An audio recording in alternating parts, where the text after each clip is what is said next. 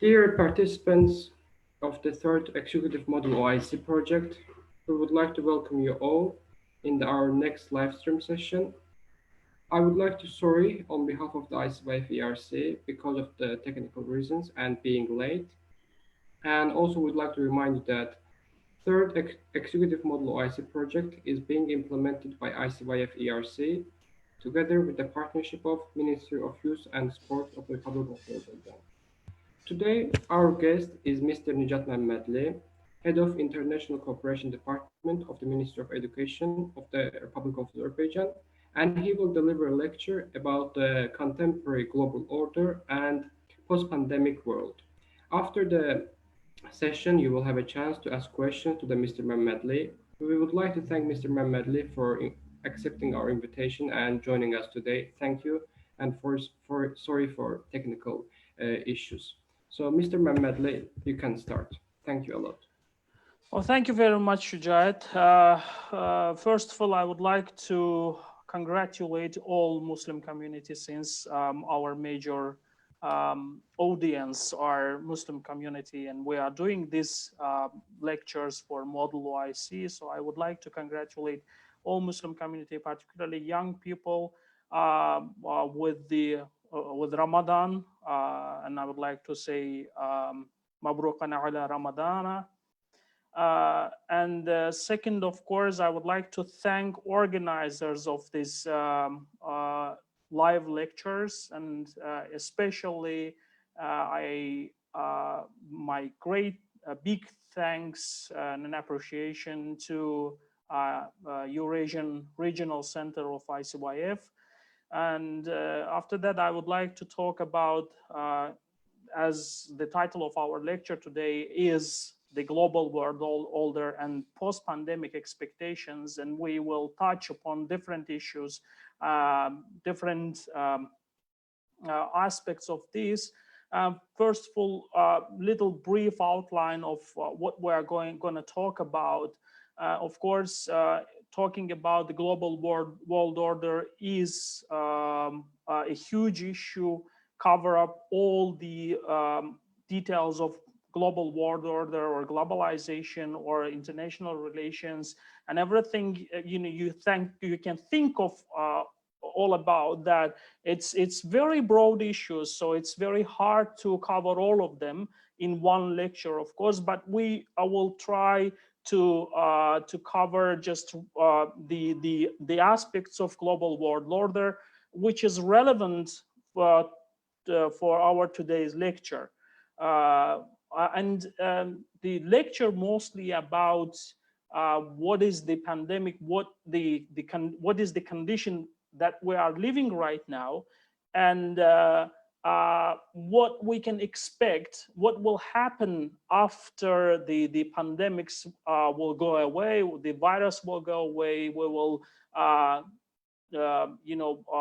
to start our normal life, and what we can expect from world, from different states, different actors, and most importantly, of course, we will briefly touch the previous experiences when people encountered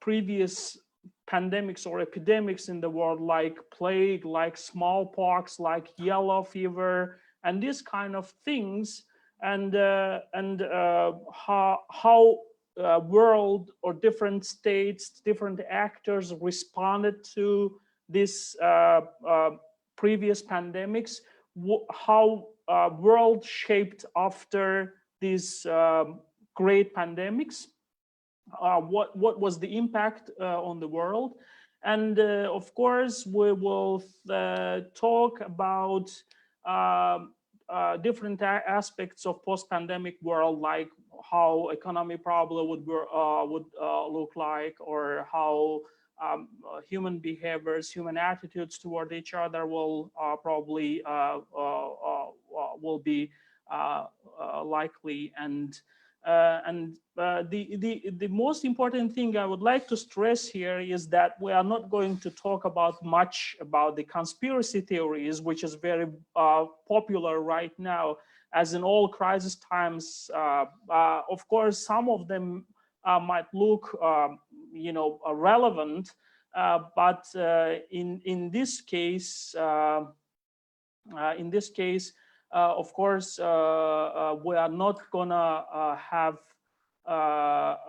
talk much about the conspiracy theories, which is not relevant for, I believe, for academic purposes or any scientific purposes. So that's why I think it's irrelevant. So let's start about global world order, how it shaped in the history. Of course, I don't want to, to spend much time on talking about all the different issues of global world order, starting from ancient times, from like ancient Greek, or even before in emergence of the state. But for relevance of our lecture, probably I would start with Westphalian system, which everybody knows that the current shape of the international relations or global order.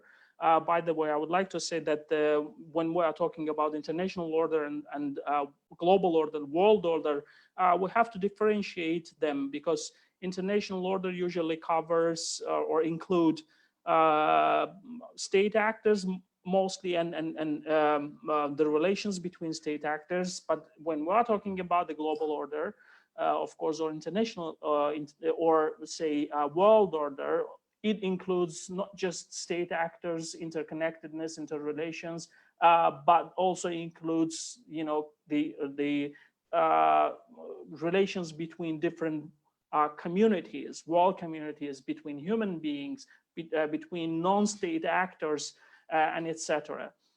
So starting from the Westphalian system, you probably all know that in 17th century there was a lot of wars between small states or state-like entities in Europe. Most of them were mostly religious conflicts. And to end this conflict, different states decided to sign a treaty, so-called Westphalian Treaty, which is the basis of more or less the foundation of our modern international relations system, or world order system. So I would like to share here some probably some slides with you, just to show how it works, or what was the Westphalian system was. So if you see this, the principle of Westphalian system was, first of all, it declared that the main actor of international relations is the national state, and the only national states. Before that, that could be different tribes or empires mostly in the world. But after Westphalian system, the sovereignty of states declared most important aspect of international relations. And of course, since we stated that there was a lot of wars, and one of the ways to end these wars was the diplomatic congresses. It declared that it should be solved through different type of negotiations. And of course, this principle based the ground for modern international law as we know it right now. And peaceful coexistence of sovereign states among themselves was most important things. But it is not just about the peaceful coexistence. It was also the principle itself declaring that all states are equal, regardless their power, regardless their resources, regardless the size of their territory. So that's why they all declared equal. All states are equal among themselves. And from this, of course, the fourth principle stems from this third principle, which is a balance of power among sovereign states. And if everybody is equal, it means that nobody would or should interfere with the internal affairs of other sovereign states, which was mostly very important principle declaring and shaping our world order. After that happened, the Westphalian Treaty signed in 1648, if I'm not mistaken, and then later it shaped the principles of international relations. But of course, the international relations did not remain in the same place. It evolved historically, and even some scholars from international relations field, IR scholars, they think that there was a different phases or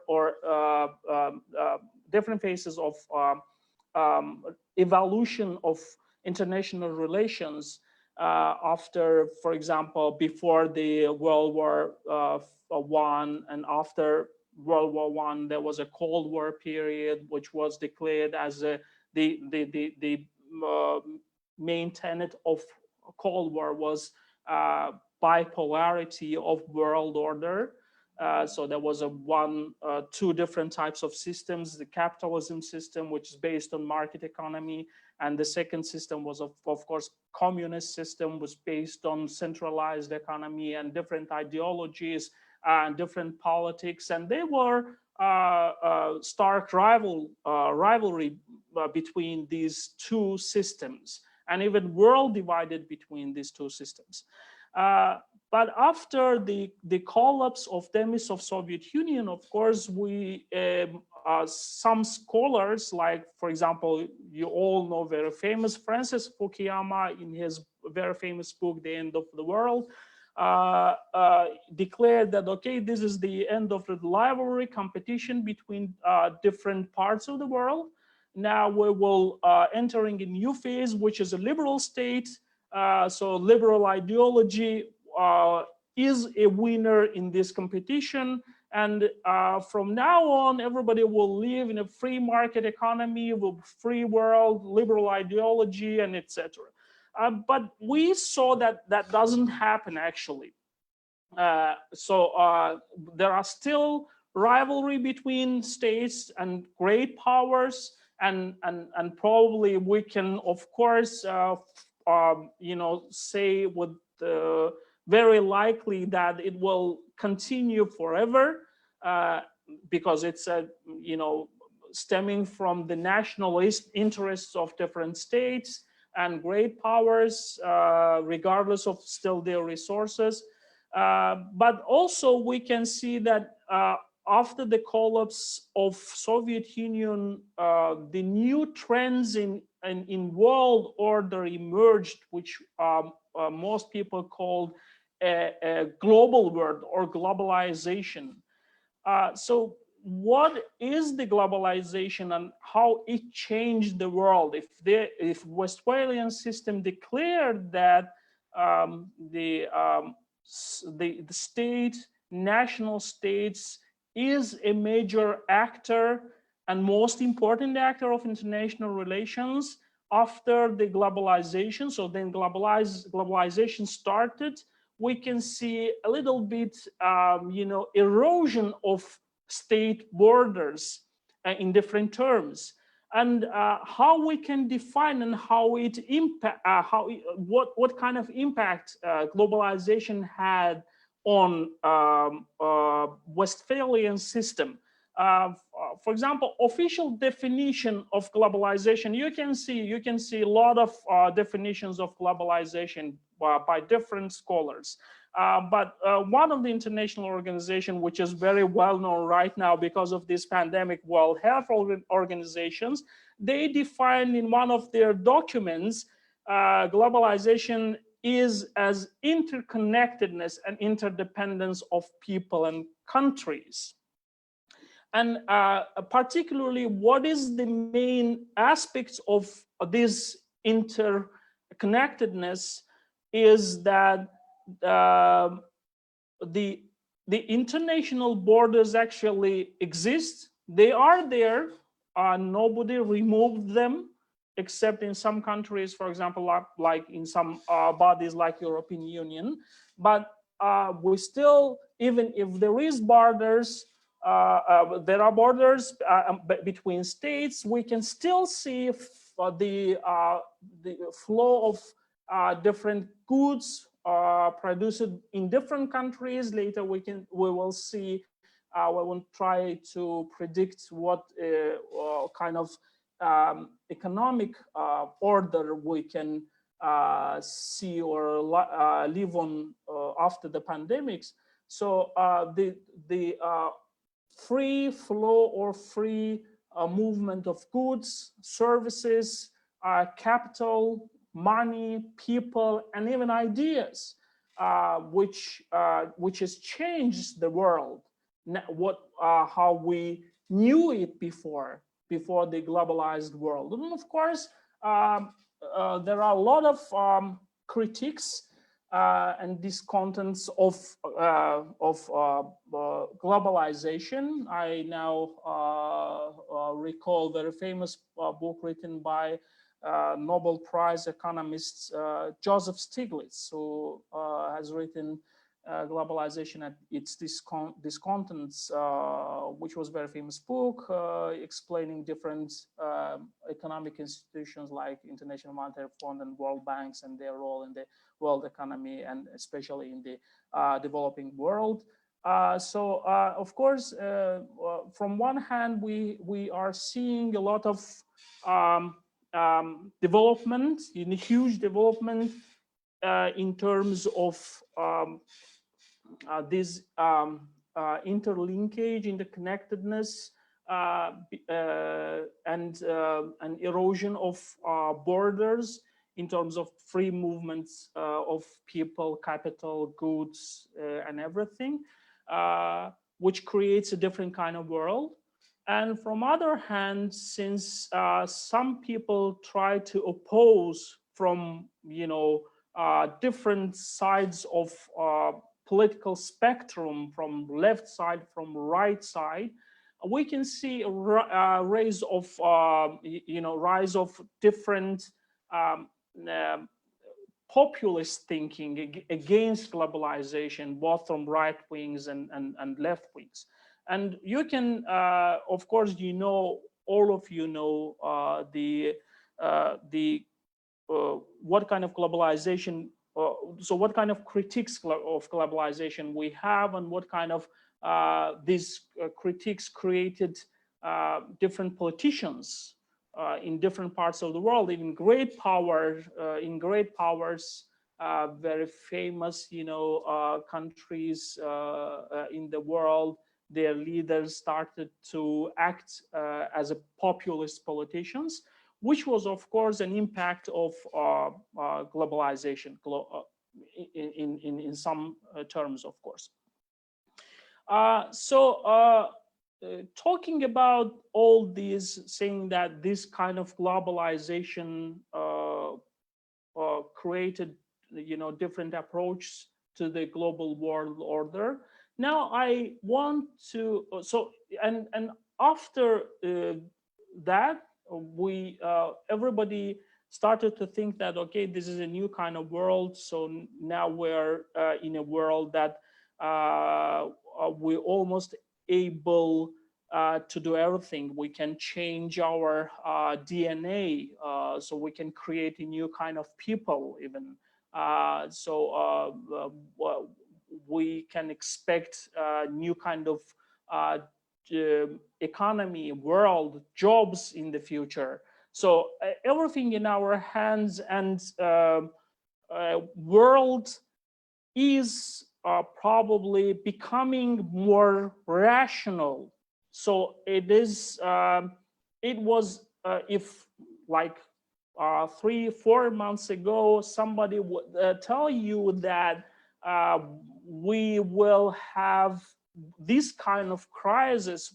Probably nobody would believe that, because we thought that everything is in our hands. Now we encountered a new challenge. Of course, this is a virus, coronavirus, so-called, and it was declared a pandemic in the world. And since we are in the process of this pandemic, and almost all states in the world are in quarantine regime, everybody staying at home, a world economy almost ruined. Of course, we will see a lot of losses in economy, and even impact of the losses would be greater than the losses of economy itself in terms of capital, money, and etc. For example, recently international institutions warned world community that after pandemics we will see huge poverty that probably would kill a lot of people in developing countries, in impoverished countries, so that it will have, of course, greater impact. So we are still in this process. The process is going on, and so usually scholars says is the proximity aberration, which means that we are too close to the process that to see whole picture, what's happening and what we can expect from that. But of course, there are a lot of scholars, thinkers, commentators. Only lazy people, don't write about what we can expect from this pandemic, and almost everybody agrees that the pandemic will change the world. Would change the world in a different ways. Some states, some declares that it will change behavior of people. Some state we will be, if we, the handshaking, for example, was very famous in most cultures, and particularly in our cultures, Eastern cultures. So we will go just waving our hands. And also we will meet our relatives, friends, and all our beloved only online. So online meetings will be very famous, and still very famous. We are meeting with you in online format. And economy will change. Nation states will. Some states, even great powers, will close their borders. They will try to be self-sufficient in economic terms, and some people says that okay, there will be other kind of information. So information technology will develop in a way that everybody will be surveilled. So surveillance issue is also one of the greatest challenges that now criticized from different sides. And later I will tell you about one of these famous thinkers who criticized this surveillance issue of after pandemics world. But in order to figure out how pandemics usually change the world, we can look back to previous pandemics or epidemics that happen in the world, and how it shaped different say institutions, or how it changed behavior of people even. And then we can expect, and then I will try to analyze or interpret our current situation and what we can expect from the world in a philosophical terms, which was developed or initiated by a very famous, my favorite French philosopher, Michel Foucault.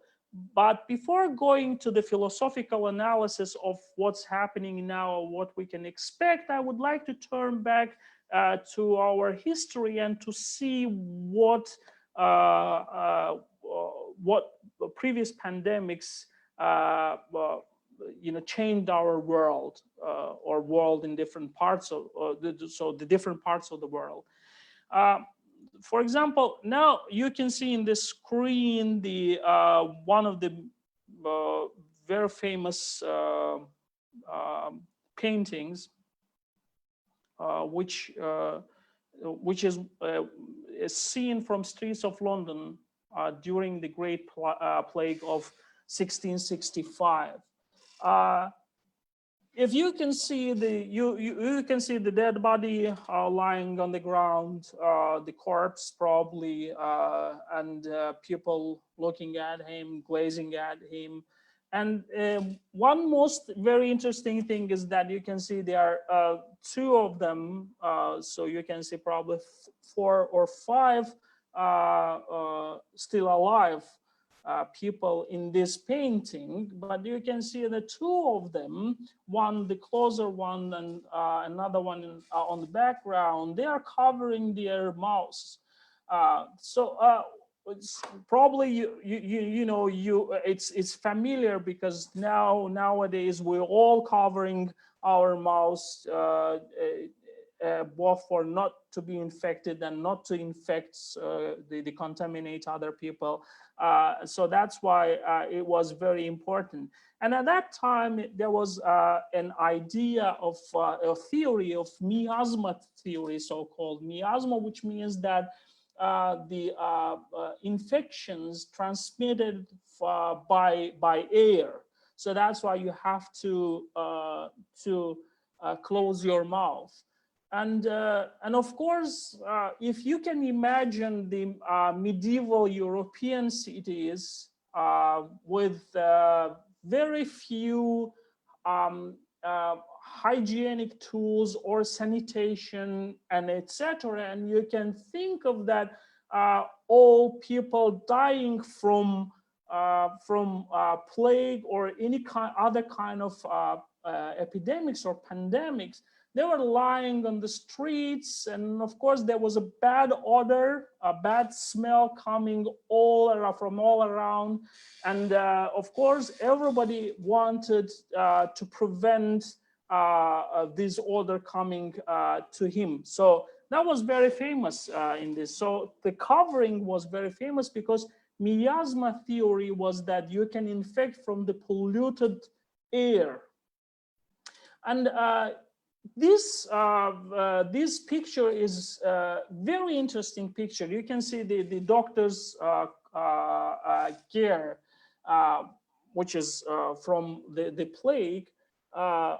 So you can see probably the garment or wearings of doctors nowadays are very similar. Of course, in essence, it's all the same, but the shape or form of this garment is different. Now you can see the gloves, long robe, and this head covering, and a long beak, like bird beak, and the rod, like stick in the hand of this doctor. And when first time I encountered this kind of picture, you can even imagine this kind of scenes from one very famous movie, Inferno, in their, if I'm not mistaken, the main person seeing it in his dreams. So you can see this long beak. Why this the doctors needed long beaks for this garment. It means since the bad smell was coming from everywhere, they usually put some good smelling herbs and matters like perfumes and etc. into the tip of this long beak for two reasons. One reason to prevent the bad odor, and the second reason was still the miasma theory that if you can you don't smell this bad odor, you cannot be infected this way through polluted air. So it was like purifying the air around you. And even one more important thing that I would like to mention here is that some people and some scholars think that the smoking of tobacco in Europe was widespread just because of this plague, because this way you can get rid of, smoking tobacco. By smoking tobacco, you can get rid of bad smell, and also by burning something near you would probably purify the air around you, and then also save you from this contagious disease or infections. And you can see a rubber stick, long stick of in the hand of the doctor, which was in order to check people for the signs of plague. It's called bubonic plague. Bubonic means that there was like lymphatic nodes usually swells up during the plague. So that's why they checked whether they have the patient or any person they have this kind of elements of plague. So just not contaminating himself. So keeping distance with this stick.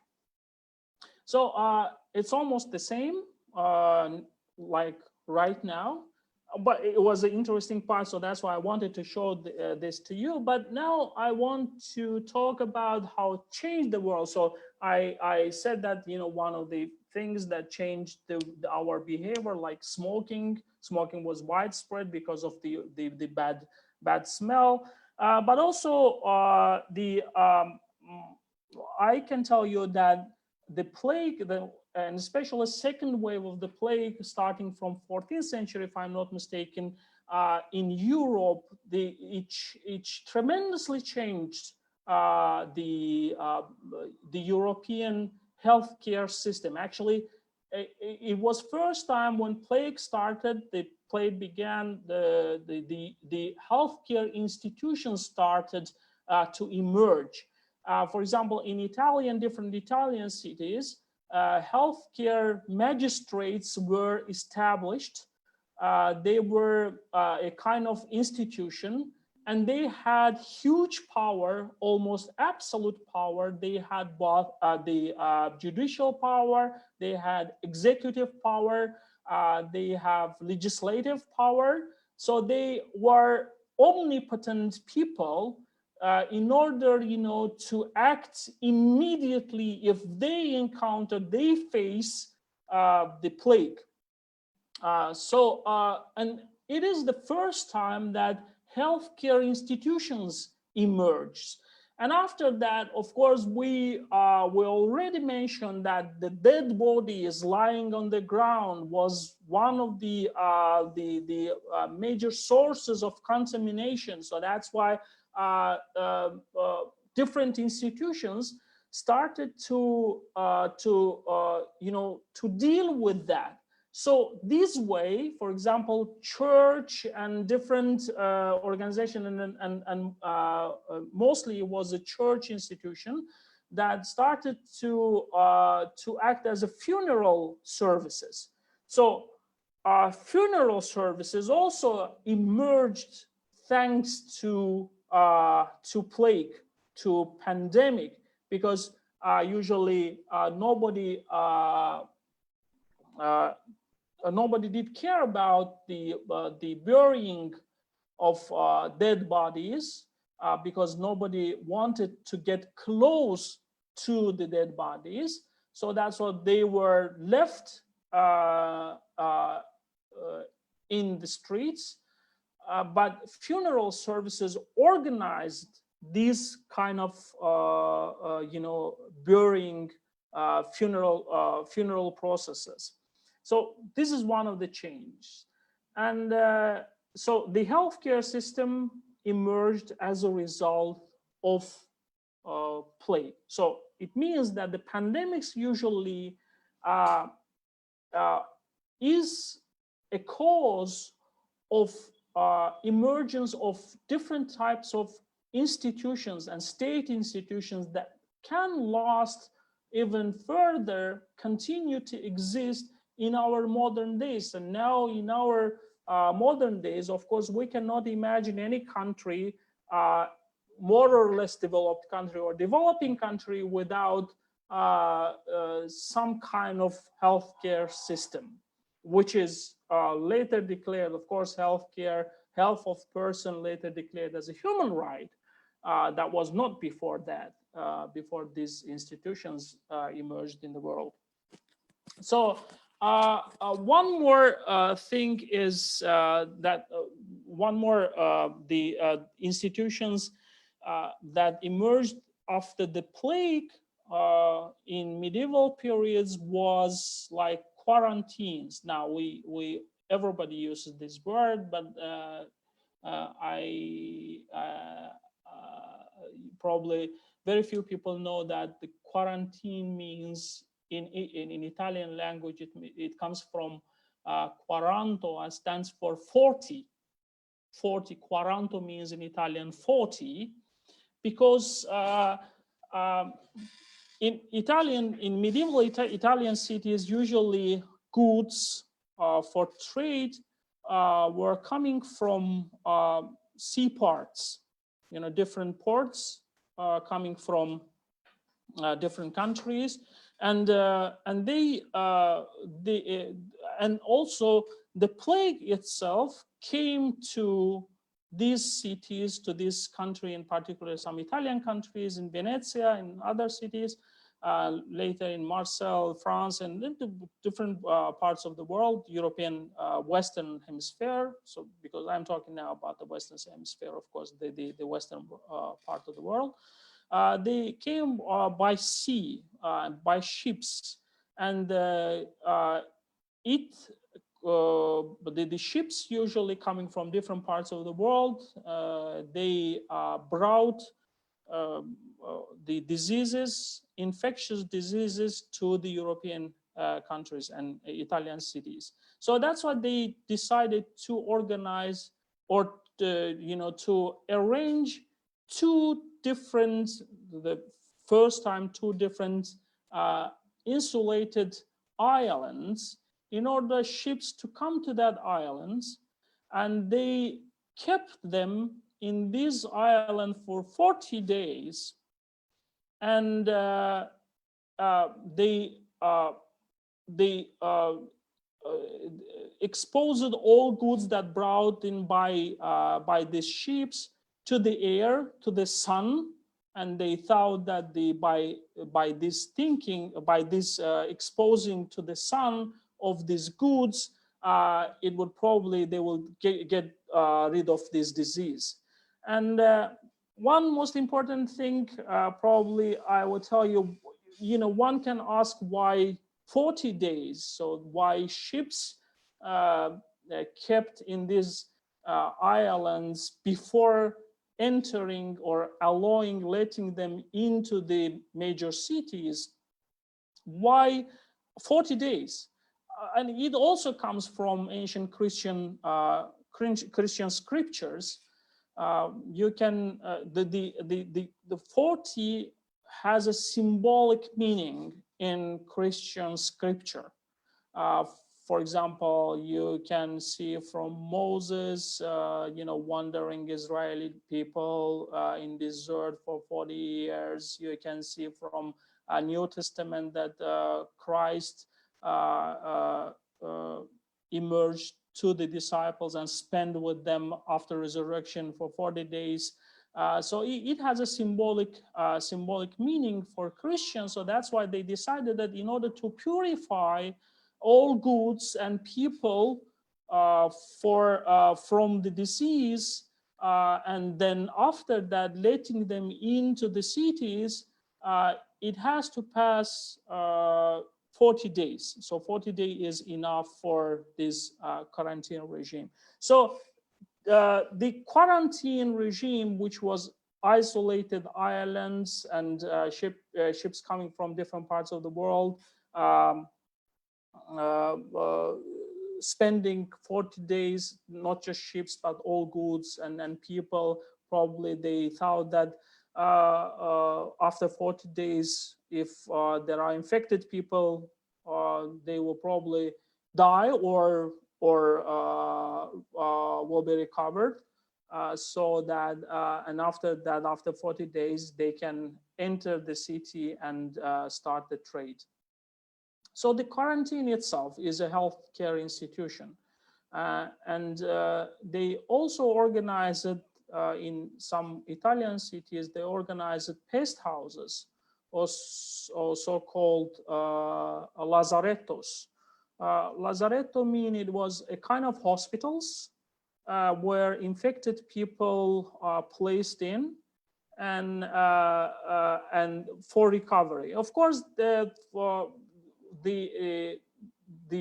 medical science was not so developed that to cure or the people infected by these. It was just some herbs and for just some herbs used for recovery of the people, for curing the people, healing the people. But also the another designation of this kind of institutions like lazarettos, like hospitals where infected people placed in, was to not cure just their disease itself, like plague, but also heal their spirit, so humor. So that was very important part. If somebody is infected and probably waiting for their death, some people, chaplains, these bishops or all kind of church servants, they came to they were coming to the infected patients, and just in order to console their spirit, and that was an important part of the lazarettos, beside curing or healing of these people. So the healthcare magistrates, omnipotent magistrates, lazarettos, quarantine regime, border controls was very important. And even during the Habsburg regime, there was a long 1,000 kilometers of border control regime constructed, and there was a lot of watchdog places, spots, just to prevent from, for example, entering to Habsburg Empire from different parts of the world, particularly from Ottomans coming from Balkan Peninsula, and in all these border control or border checkpoints, there was, of course, it was very hard to employ a lot of people there, and one of the institutions that started to be employed was conscription. So calling average people, ordinary people, and mostly peasants, from villagers uh, uh, to the army in order to set up their in border control points. So all these things happening, now I just mentioned all these things that it usually this kind of huge epidemics which has a great impact not just on health of the people but also it has an impact on state institutions, different institutions, and it created enormous institutional framework for the states. And now almost we can in our days of course we can see all of them. So we can see, for example, different hospitals specially designated for infected people infected with coronavirus. We can see checkpoints, even not just our borders. So borders are totally closed, so nobody can go from one state to another state. So that's why all tourism companies and air companies, they are almost went to bankruptcy. So even we can see checkpoints in our cities. So if state orders to stay at home was is a law, so you have to stay at home, or otherwise you can be fined. In different countries, for example, these fines, for example, some European countries, yesterday I've heard that you can be fined even €1,000 for violating this stay at home regulation. But this also comes from ancient periods. For example, I mentioned health magistrates and their principle, and actually that was a motto or logo of this health magistrates. In Latin, it was like "Salus populi suprema lex esto." It means that the health of the people is the highest law. So even in today, you can see that despite the fact that the worsening economic conditions, economy almost ruined, people are going to to bankruptcy, to poverty, and it has huge impact on people's welfare. Despite that, we can see that states declares that health of the people is most important thing, and it is a law, and we can sacrifice even liberty, freedom of the people, which is our natural, right. Uh, uh, we can sacrifice these natural rights for the healthcare or health of the of people. One more very interesting thing that I would like to mention here with regard to the impacts of previous pandemics was it has a huge impact in warfare, not just warfare, also in shaping our modern political geography. You know that probably you have heard about the first winning slave rebellion or insurgents in Haiti, or at that time it was or island of Hispaniola. Divided two parts. One was under the occupation or under the Spain. Another was under the France, which is now modern Haiti. And the leader of this rebellion was Toussaint Louverture, who was a general, very brilliant tactician. And they, after the Great Revolution in France, the slave people in Haiti, mostly coming from African countries, they also rebelled against against white supremacy, or the dominion of white people, dominance of white people over the slaves or over black people. and they declared that okay, they are going to be to free their lands probably. And the leader of this rebellion was Toussaint Louverture. And in order to prevent this rebel in Haiti, Napoleon sent his brother-in-law, General Charles Leclerc, um, Charles Leclerc, was sent by Napoleon to Haiti to to defeat this the insurgents over there.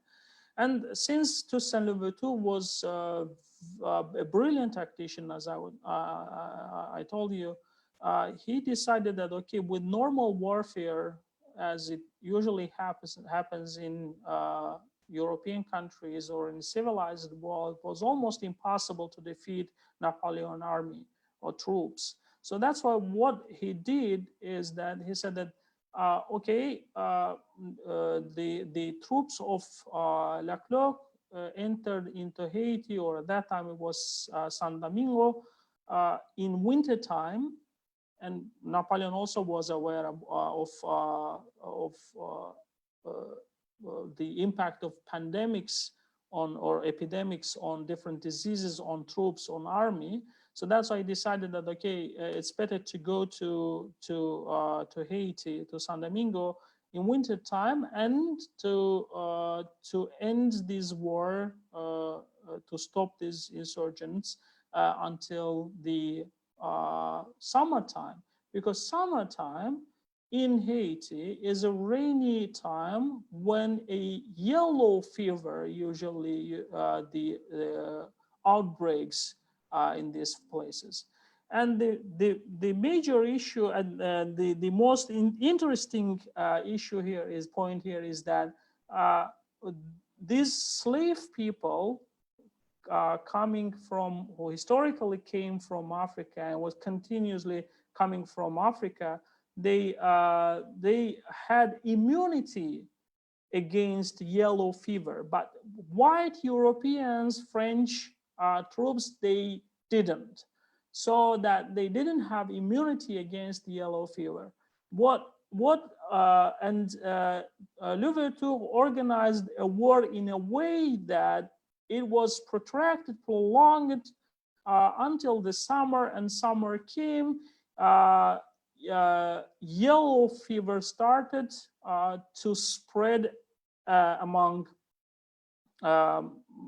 French troops, and it almost killed 70% of troops of Napoleon army. And army was defeated, Napoleon army was defeated just because of tactics of Louverture. He knew very well the geography of the places. He usually placed his troops and army on the uplands, mountains, and letting troops of Napoleon army to be in lowlands. And rainy seasons, when rainy season started, mosquitoes, they usually the yellow fever transmitted by mosquitoes. So mosquitoes started to bite troops and to spread this infection. So because Toussaint Louverture knew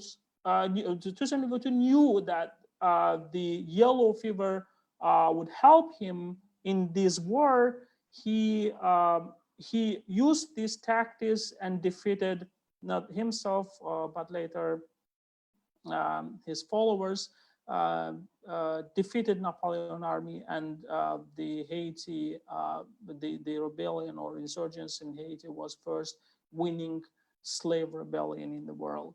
So it has also, and one more important thing was that the plan of Napoleon was to enter from Haiti, from this Hispaniola island, to the United States, and it prevented the defeat of Napoleon army in this in Haiti. Prevented Napoleon entering to the United States. Probably it would be like different country if Napoleon would enter uh, the United States. So so far I was talking about the huge impacts of previous pandemics issues, epidemics, on the shape of how it shaped our world, and how it created different kind of institutions, state institutions, communities, and etc., and even changed the behavior of the people.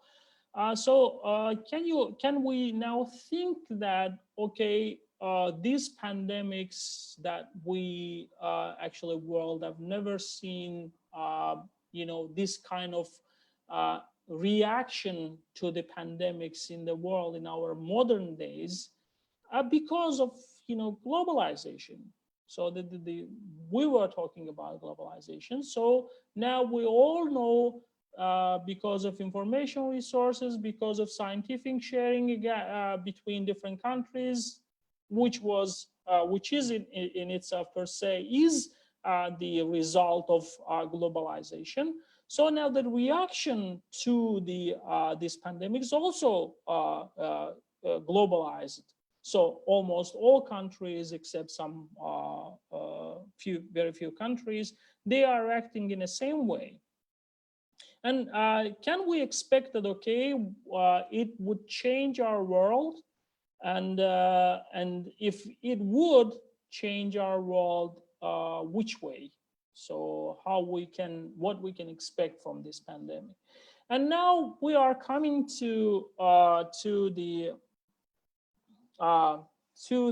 philosophical part of the question, which is explained by Michel Foucault. And then I would bring here two of his ideas.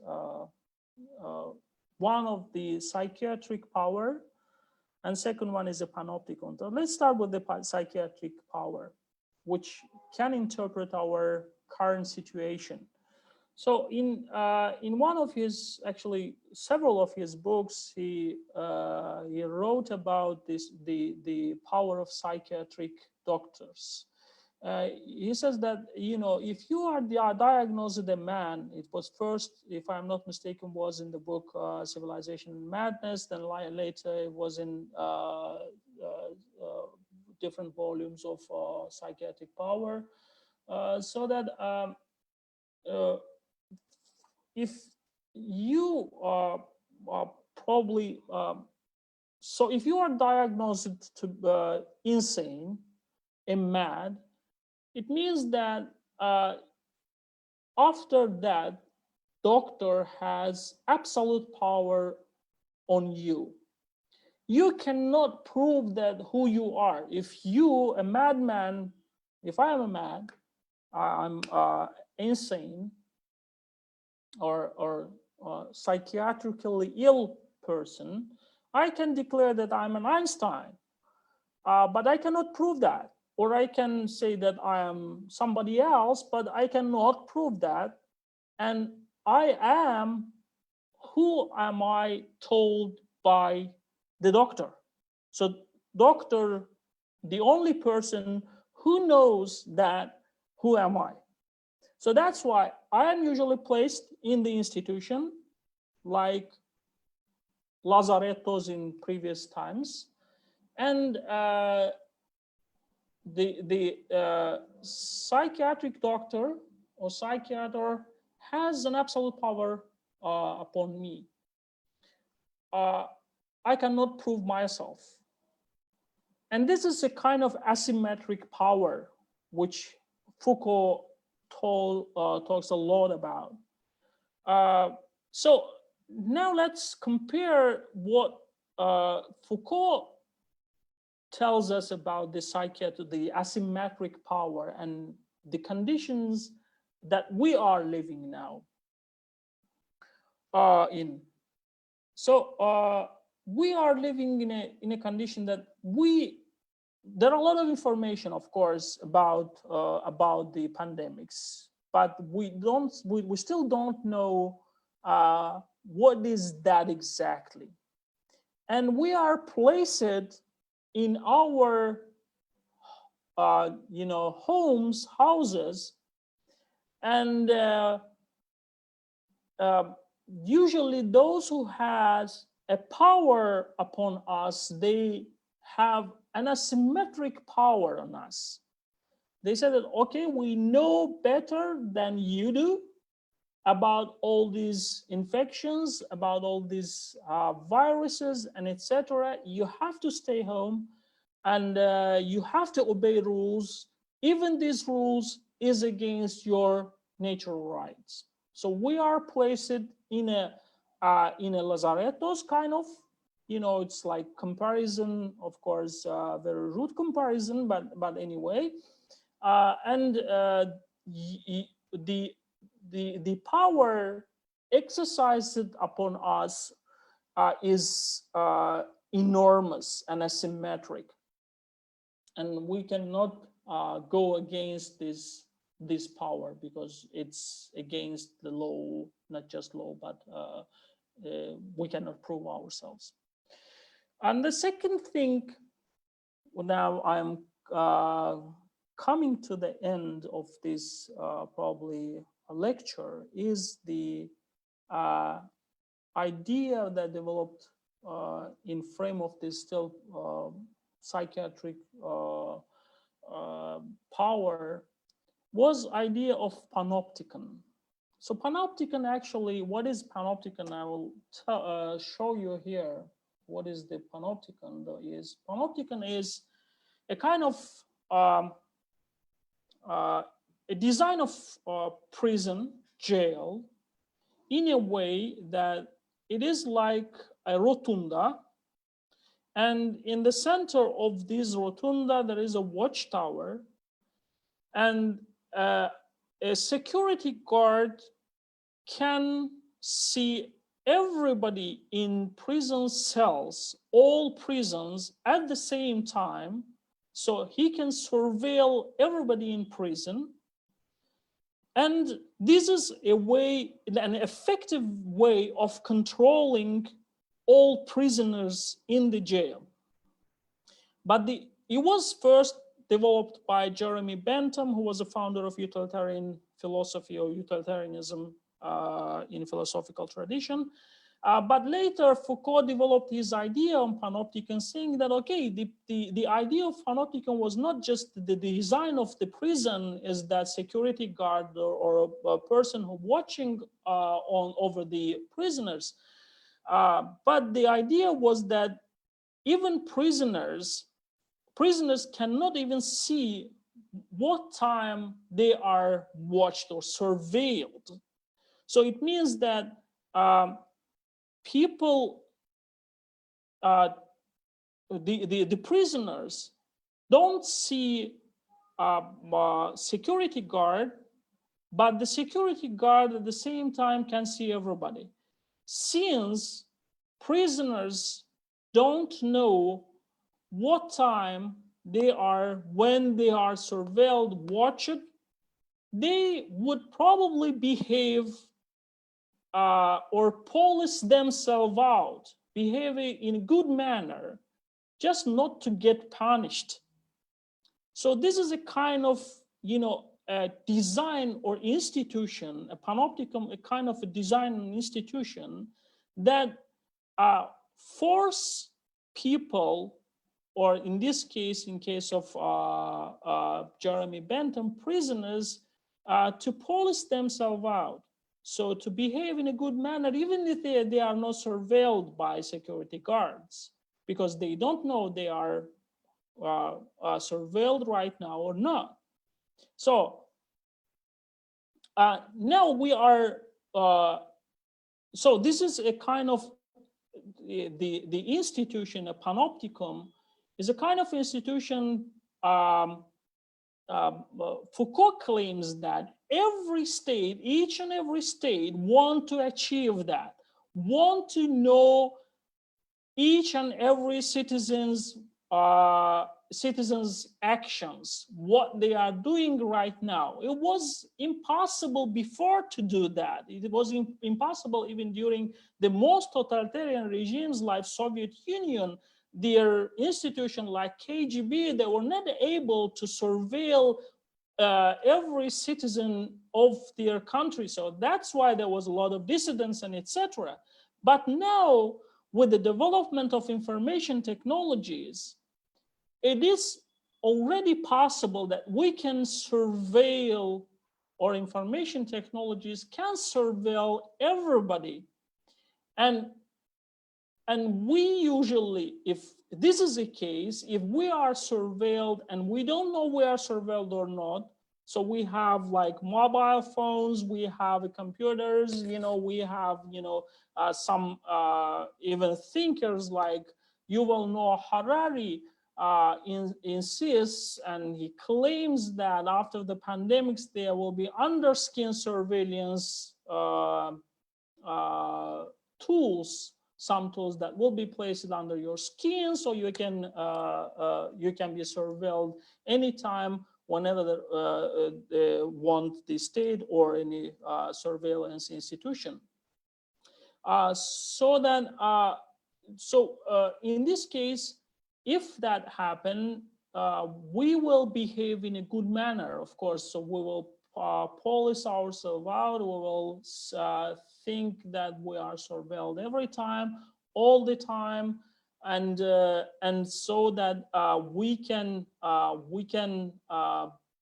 be punished if we didn't behave in a good manner.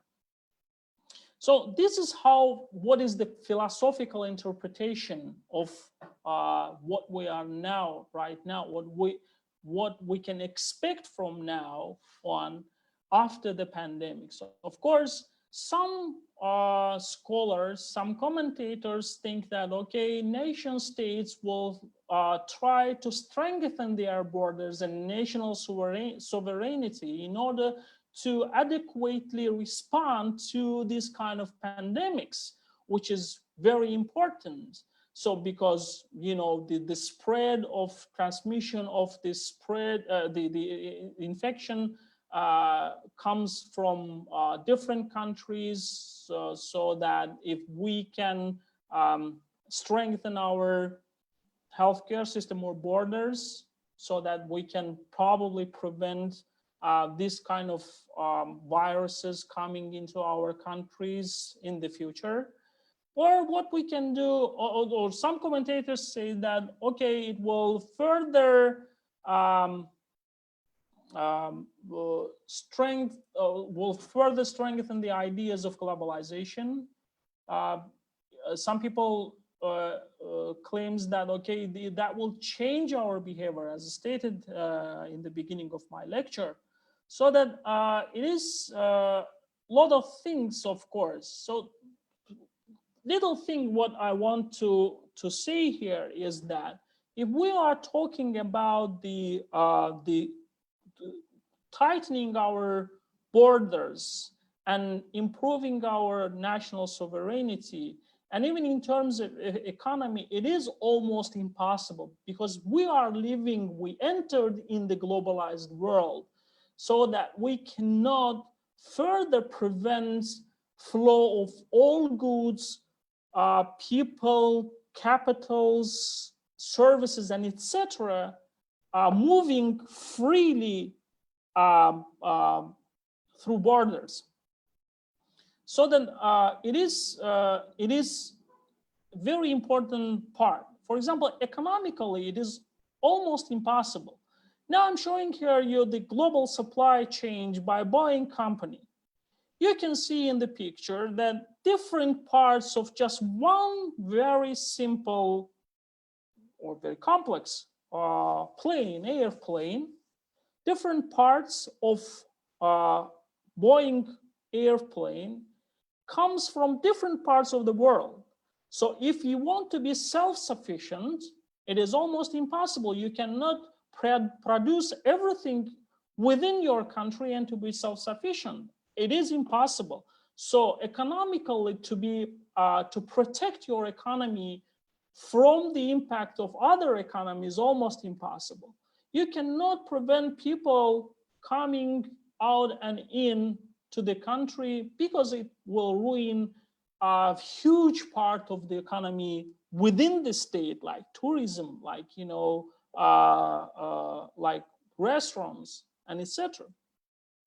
I don't even expect that people, the behavior of people will change in the future, because 2-3 months or even a year or 2 years, 3 years, of course, probably we will refrain from handshaking in the near future for 1 year or 2 years.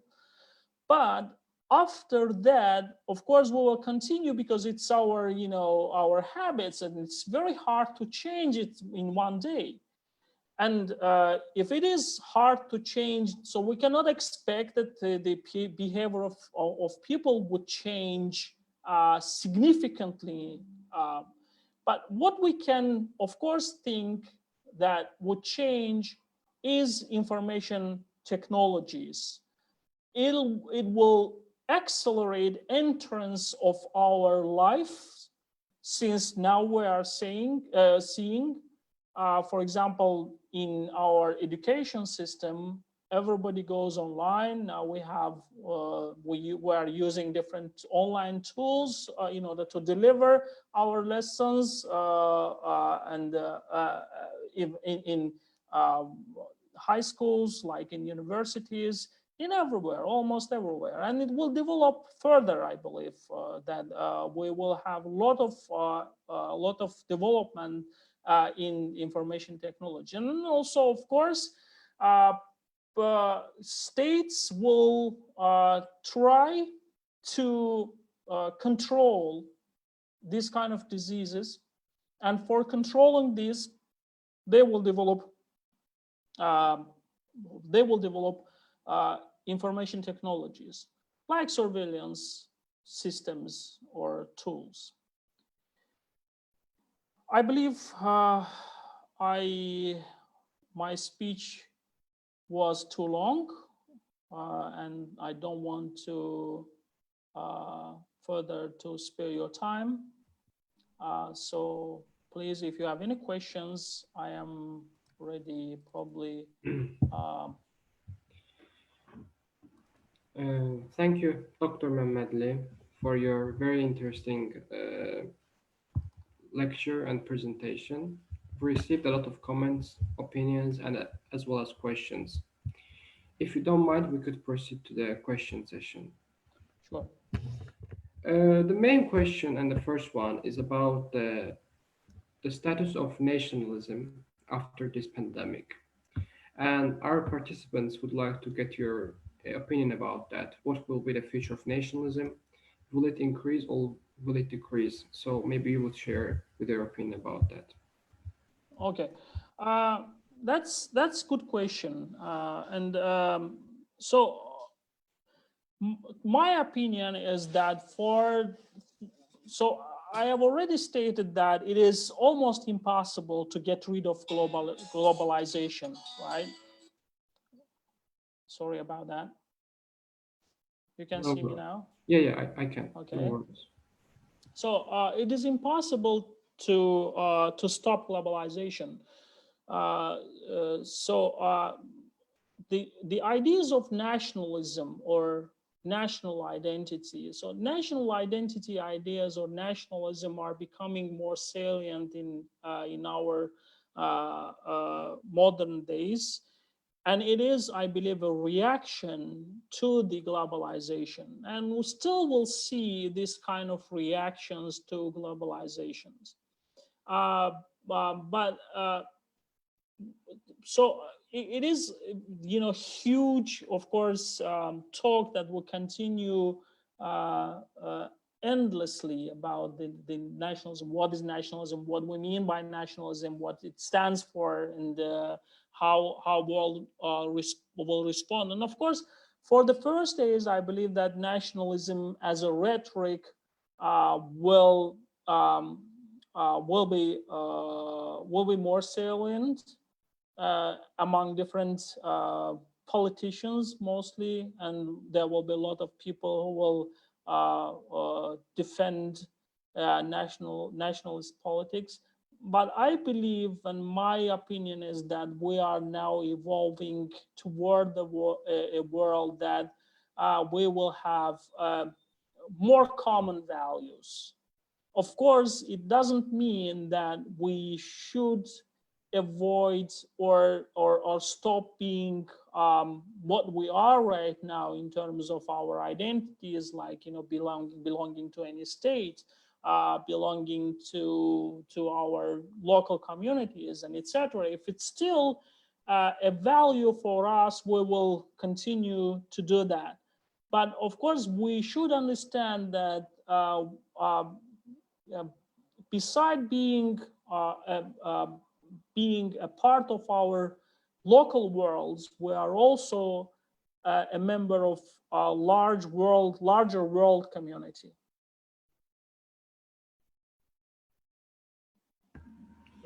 Thank you very much. The next question, as you know, that's the topic that we can only talk about the future. That's why the next question is about the future of SDGs, Sustainable Development Goals. SDGs, okay. Yes, as you know, United Nations discussed that topic a lot of times. So our participants wondering that what will be the future of SDGs in the after the pandemic, especially the SDG, for example, no poverty, zero hunger, this kind of SDGs. Thank you. Okay. I believe it is a subject of different lecture, so we can talk about these SDGs. But I believe that since what we have seen in the case of Millennium Development Goals, which was came before the SDG Sustainable Development Goals. In some part of the world, of course, we had an impact of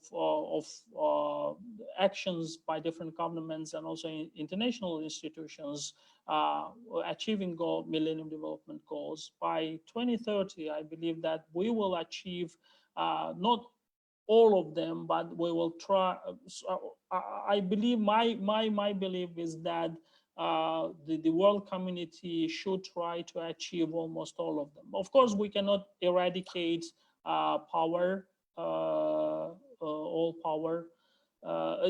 poverty. I'm sorry, poverty totally in the world, which is, I believe, the main goal of the SDGs. But we can achieve still a lot of things, and I believe that the SDG is a tremendous objective goal before the humankind.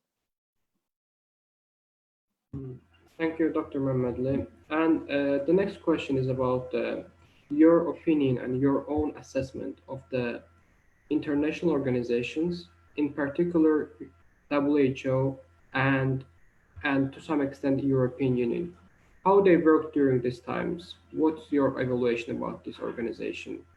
They worked good or not? There are participants wondering about that as well. So, as I've stated in the beginning of my lectures, we are, now inside of the process, so that it is so-called. Still, I'm saying that we are too close to the process that adequately,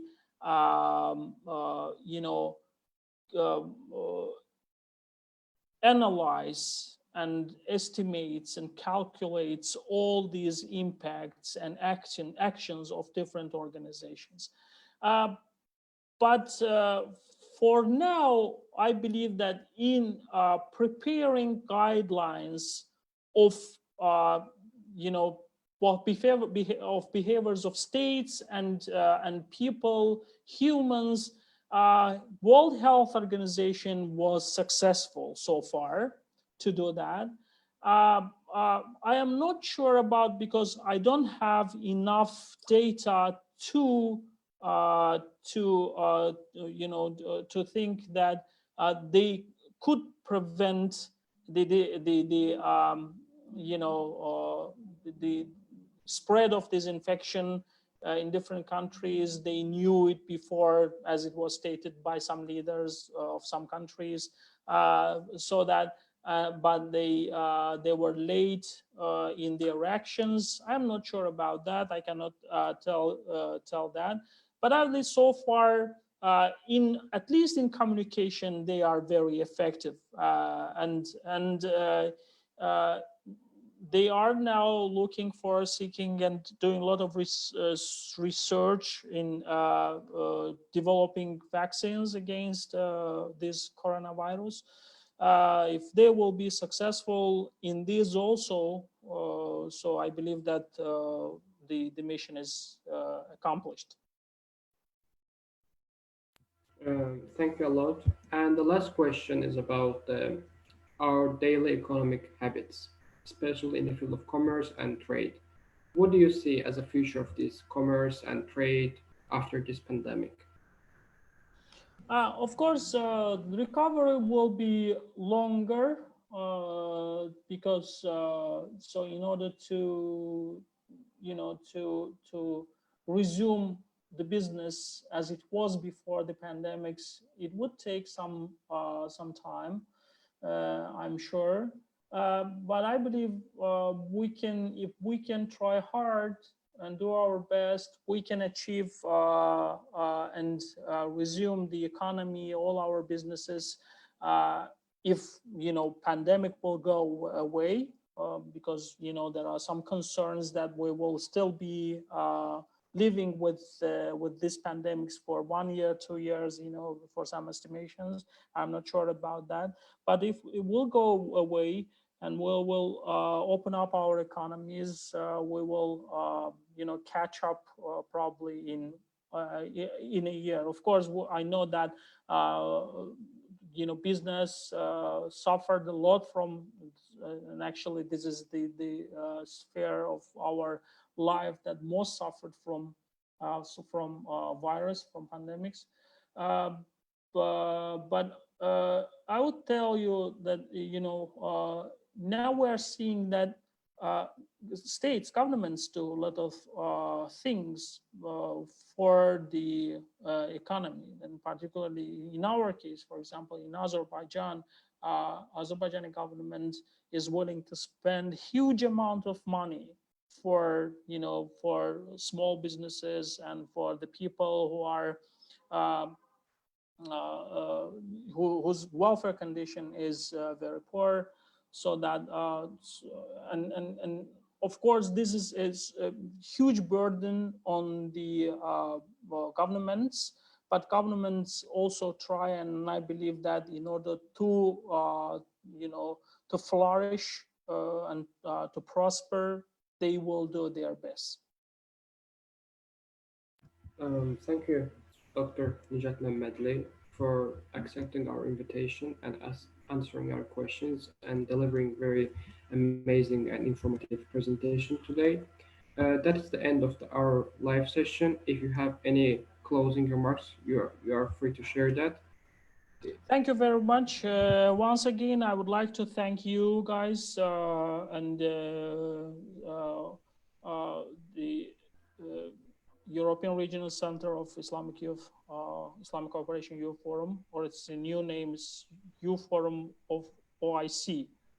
Am I correct, right? Islamic Cooperation Youth from Eurasian Okay. Regional Center. Right. All right. So I very much appreciate your efforts in conducting these lectures, organizing these lectures. I strongly believe that all lectures that you are organizing are beneficial for our Muslim communities and all our young people. Thank you very much. Thank you very much. Thank you for joining. Thank you.